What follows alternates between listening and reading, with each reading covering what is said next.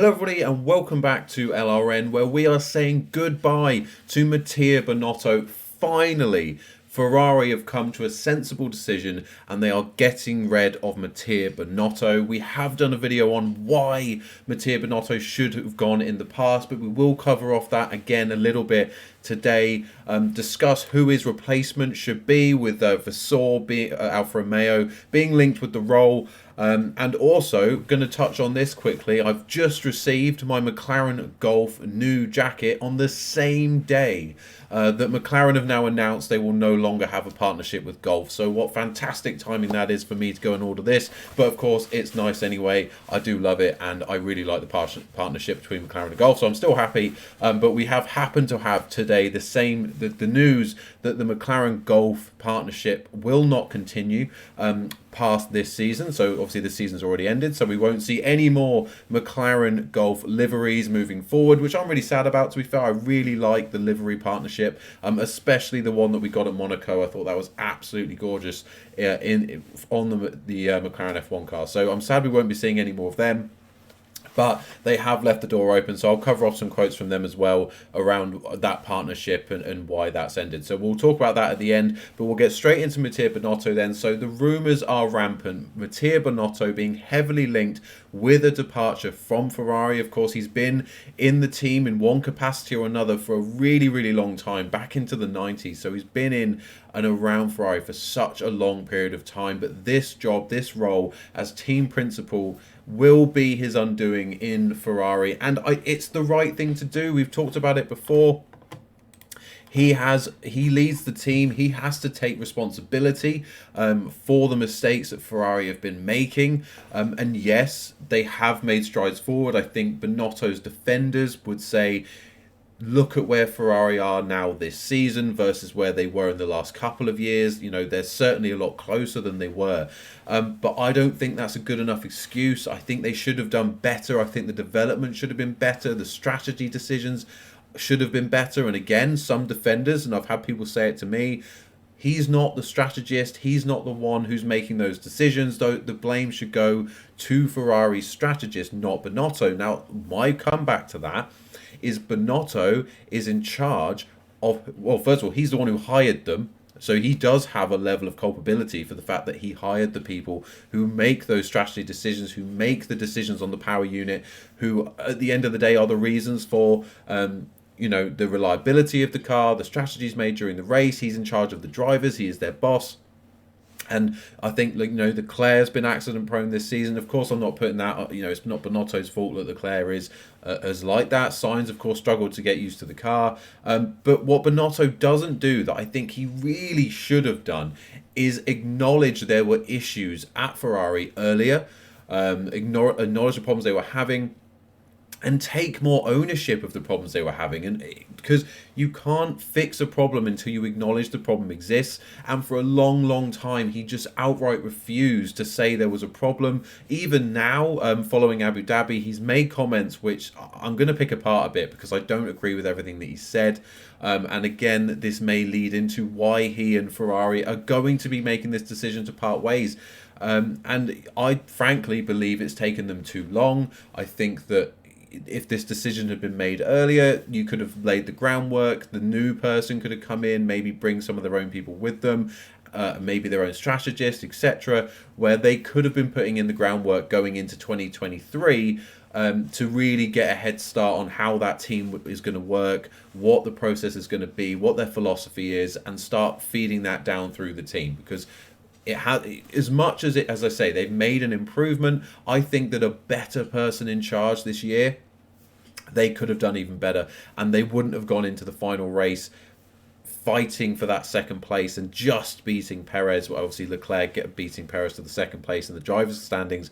That wouldn't have happened. They ended up the season probably the third best car on the grid. They were behind Red Bull and arguably behind Mercedes at the end of the season, and I don't think that's good enough considering they started the year on equal level in terms of performance, if not arguably the better car with Red Bull at the beginning of the season. And for them to fall so far behind on race pace, on strategy, on driver performances, I just think someone had to to bite the bullet for all of the problems that Ferrari have had this year, and it should have been Binotto, because he refused to make changes in the staff, to do anything proactive, to say, look, we know it's wrong, the strategies are wrong. What we're going to do is we're going to not get rid of this person, but we're going to bring in some support. We're going to bring in some other, lead strategist from another team that's proven to be a top commodity. We are Ferrari. We can attract the top talent. If we're struggling with who we've got, we're going to go and get the best.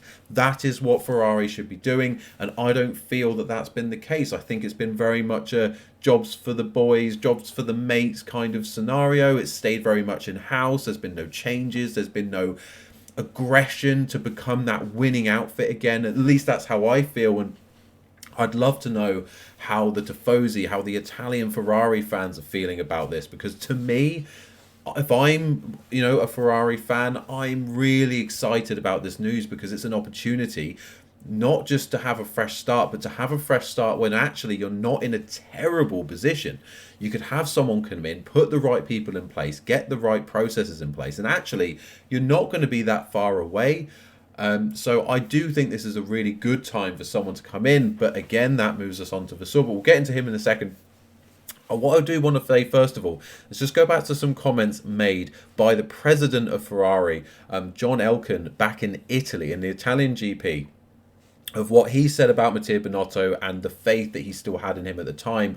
But he basically said what he expected for the rest of the season. So we're going to talk about, did Binotto actually achieve what Elkann set out as, you need to do this for me to, for you to not be in danger of losing your job. So the comments made by Elkann were, we have great faith in Mattia Binotto and appreciate everything he and all our engineers have done. But there is no doubt that the work in Maranello, in the garage, on the pit wall and at the wheel needs to improve. So as we said, the drivers had to improve, the pit wall, the strategists needed to improve, the garage need to improve in terms of the mechanics, in terms of the pit stops. Even the pit stop times weren't fantastic for Ferrari.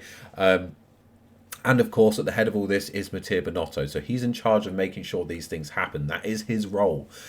We must continue to make progress, and that goes for the mechanics, the engineers, the drivers, and obviously the entire management team, including the team principal, as just said.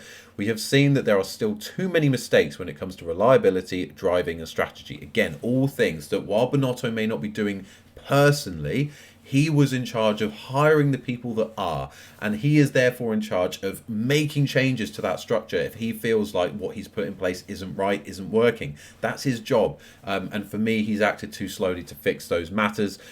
Putting our trust in Binotto and his team was the right decision, and it has paid off. Again, that alludes to the fact they are definitely going into the new regulations, at least, in a much better position than where they finished last. So certainly there was a step forward. No question of that, and I think that's what he's saying there about it being the right decision. They have definitely made strides forward, but that's not enough for Ferrari. Ferrari should be winning, or really close to winning, not just races but championships. And has he brought them to that level? I'm going to say no, but he goes on to say, thanks to them, we are competitive and winning again, as we just said, but I'm not satisfied because I think we can always do better. And again, that's just it. Ferrari's standards need to be up here. And I'm not saying they're at the bottom with Binotto by any stretch of the imagination, but they are definitely not right at the top. They don't feel like that just pure aggression, ambition to be the Ferrari of old, the Ferrari you all want to see, that is not only innovating, to be fair, Ferrari's car design this year I think was absolutely just fantastic. As soon as it was shown that we saw the car that was genuinely going to go racing for Ferrari, what they did with the side pod design, I just think is absolutely awesome. And I love that innovation from Ferrari, but they haven't built on it. It felt like they finally done something right, but they just did everything in their power to throw it away through the season. And they could have made decisions. They could have been more aggressive with the way that they approached the structure of their team, the management, the day-to-day. I think everything could have been done a little bit better. That all would have added up to a much, much better performance this season. And maybe they're putting in a ton of groundwork that's going to really pay off next year. But Binotto needed to do more for 2022. I think he did. I think he definitely could have achieved more this season. Whether or not they could have won the championship, I don't think so. I think what Red Bull did with their car, with what Adrian Newey designed, was absolutely phenomenal. But I do think they definitely could have been in the hunt for longer.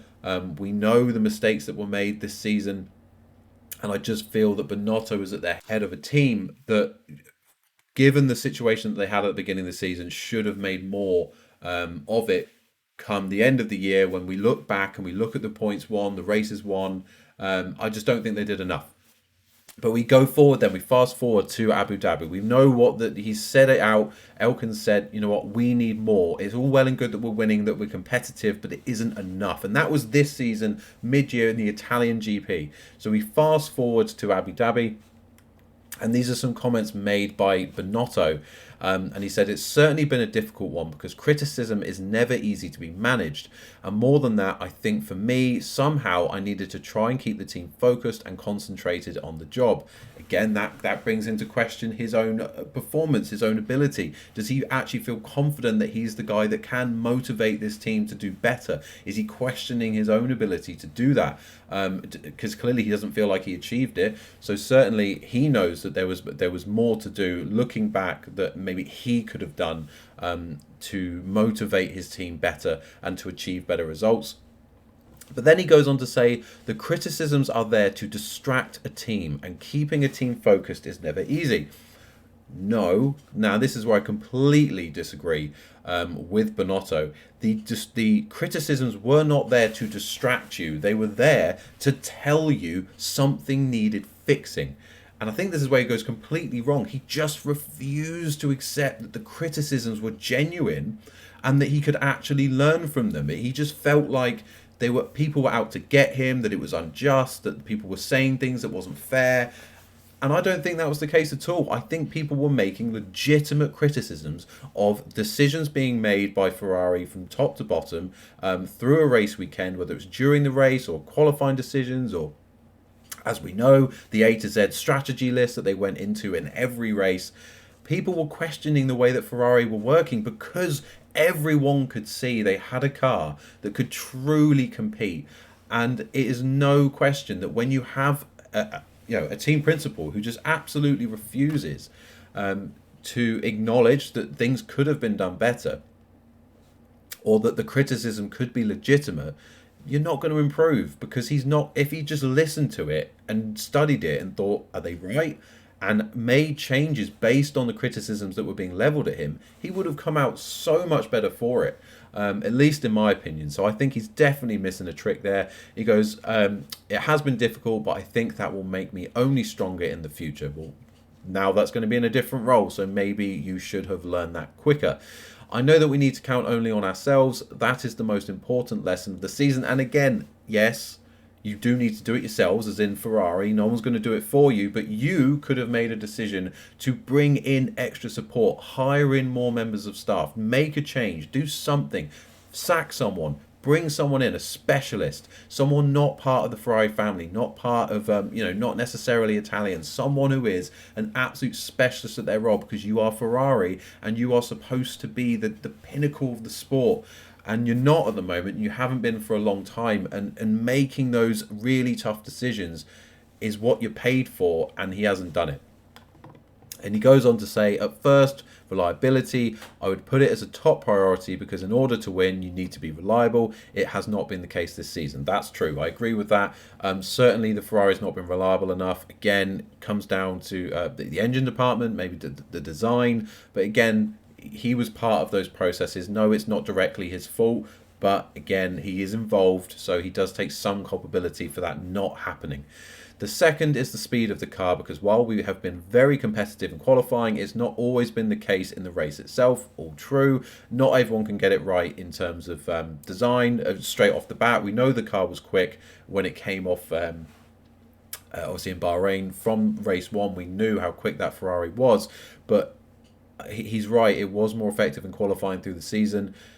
Should they and could they have done more this year to develop the car? I mean, we saw how much the Mercedes has developed this season. Could Ferrari have done more themselves to develop the Ferrari and really be able to compete through the season and improve? I think they could have. I think Mercedes specifically have shown that when you've got the bit between your teeth and you are aggressively trying to get back to being that winning team, that of course Mercedes know in more recent history, but Ferrari have known for a very, very long time, you see the difference between Mercedes and Ferrari, and I think Mercedes proved why they're a world-class title-winning, recent years anyway, title-winning outfit, and why Ferrari have shown that they're not. I think we've seen the difference between those two teams, considering where they've gone into the season and then where they've respectively come out of it in that comparison. He then goes on to say, I think these are the two because if you've got a fast and reliable car, then yes, you may do mistakes on strategies, on pit stops, which you can always compensate for through the fact the car itself is fast and reliable. Yes, this is true. But if you're going to be the best on the grid, you have to be the best at all of those things. So yes, in the fight for best of the rest, if your car is quicker than most, of course that helps. But if you're going to get the strategy wrong, it can really cost you through the course of a season. You can't just rely on this, I'm going to produce a car that's so much quicker than everybody else, it doesn't matter what we do, we will win. You have teams around you like Red Bull and like Mercedes that are going to stop you doing that. So they need to plan and work and really just have a better process of doing things than just hoping that one year they're going to design a car that is so quick it's just unstoppable. I don't agree with what he's saying or the sentiment that he's got there. I think they need to put in that winning mentality into every little part of what they do, and that will breed through the team, and then they will absolutely become a closer to a race winning outfit. They can't just wait year on year to have a car so good it can't be stopped, because it may never happen. And it may come down. We saw the fight between Verstappen and Hamilton in 21, how close that was on points, and even between Leclerc and Perez this season, and how close that's been on points. That does come down to a strategy call. That does come down to those little moments, those fine margins that really determine who's going to come out on top through the season, when you have such a closely matched competitor like Leclerc and Perez as an example. It will come down to those finer details, not just the speed of the car. So I think he's got it completely wrong there. I think they definitely need to do more to improve completely across the board, and having that mentality of no, we don't, we just needed a quicker car. That to me, that's not right. So it's where we need to put our effort, knowing that still, yes, the up and the downs are as well strategies and maybe different calls we may have done on the race weekend, but also we'll review and improve certainly. So look, I think this opportunity is going to be taken away from him. I don't think he's going to be given the chance to improve. All of the speculation now is he is going to go. And then it comes to Vasseur. Should he replace Binotto at Ferrari? My opinion on this is actually yes. You might think maybe no, he's obviously got a good position at Alfa Romeo, and of course they're being taken over by Audi, so you might think he should stay there and then run the Audi team when they come in and take over Alfa. I'm not sure that he should. I think Ferrari, of course, again, he'll be arrogant. He thinks he should have an ego, right? Most people in the sport have an ego. I think he will believe he can go into that role and do a better job than Binotto did, and that's how you get anywhere in these sports and these roles, is because you believe you're better than the people around you, and that's absolutely fine. But my worry for him, if he stayed at Alfa and he didn't take this opportunity, if it's given to him, because we don't have any guarantees he's going to be offered the role, but if he is, I do think he should take it, because I could see Audi coming in and bringing in their own person. I think, we saw maybe someone, is obviously a German outfit, they want German people in that team, like Ferrari do with Italians. And Andreas Seidel was linked loosely with potentially a job at Red Bull before. I think Seidel's doing a fantastic job in McLaren, and I do think he could drag them forward. But I could see someone like Audi coming in for a Seidel, coming in for a German team principal that maybe would see Vasseur out of a job. So I think if he's got the opportunity to go to Ferrari, it could be a once in a lifetime opportunity. Go and take it.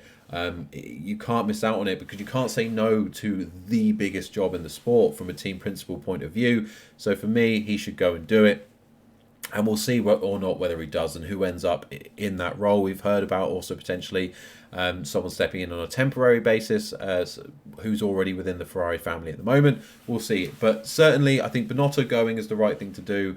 It's been a long time coming. Okay, they've seen out the season with him. Maybe that's the right call from Ferrari's perspective. They didn't want to disturb things too much in season when they were competitive, but maybe not to the level they should have been. But now that that's done, now that season's over, I think they look back, I think they review, and they realise he didn't do a good enough job. And he wasn't saying the right things, he wasn't taking the right actions, he wasn't being ambitious enough, and he wasn't being self-critical enough. And I think for me that's the main thing. He just didn't seem to have that ability to look inwardly and go, I can do better, and then act on it, or listen to the criticisms being levelled at him, rather than just accuse people of, as he said, trying to distract them.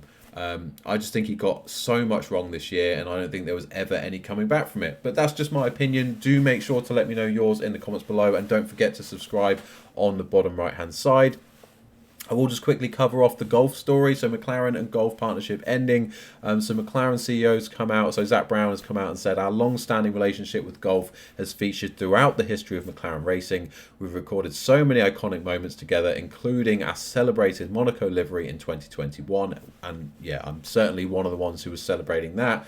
Although this feels like a natural endpoint to the partnership, there's always room to welcome back old friends, as we have done previously. So the partnership ends, but the door is definitely open to allow them to come back together in the future. Of course, they've been sponsors in the past, in the history of Formula One, and they've gone away and come back. So definitely door is open at the moment, but for now they're saying natural end to the relationship. They've done what they wanted to, they've achieved what they wanted to achieve, and for now that will end. So we won't be seeing the McLaren Gulf styled liveries in 2023 and beyond until, maybe in the future they come back together. And we also had Mike Jones, Chief Executive Officer of Gulf Oil, say, we are extremely proud of what we have achieved with McLaren during our historic partnership. While we have shared many incredible moments, including the iconic Monaco livery and our bespoke sellout merchandise collections, the true reward came from engaging with the unparalleled passion of the fans and putting them at the heart of everything we did. We will look back with great fondness at all the memories we made and are excited for what the future has in store. So again, leaving the door open that something could again happen in the future. They did have a relationship in terms of supercars and other things away from Formula One, so that will end as well.